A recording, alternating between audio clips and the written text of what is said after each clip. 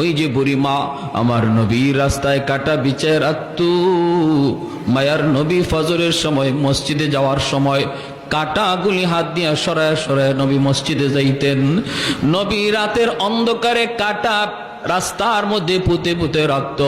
একদিন সর্বপ্রথম যেদিন নবী বুঝতে পারেন নাই, ওই দিন নবীর পায়ের তালা থেকে 40টা বিষাক্ত কাটা নবী বের করছেন। এরপরে রাতে নবী সতর্ক হইয়া মসজিদে যান। সতর্ক হইয়া কাটাগুলি সরাইয়া আমার নবী, রহমতের নবী, সরওয়ারে দু জাহান, তিনি মসজিদে যান কাটাগুলি সরায়া।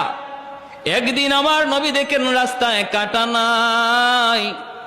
নবী জিজ্ঞেস করেন, আজকে রাস্তায় কাটা নাই কেন?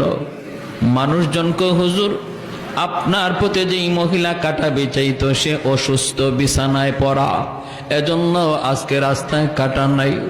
রহমতের নবী কয়, আমারে তোমরা নিয়ে যাও, আমি আমার বুড়ি মারে, অসুস্থ মারে দেখতে যাব। যেই মহিলা আমার নবীর পায়ে থেকে রক্ত ছড়াইলো, ওই মহিলা অসুস্থ হয়েছে, নবী তারে দেখতে বাড়িতে যাইতেছেন। তুই কন্যা সুবহানাল্লাহ।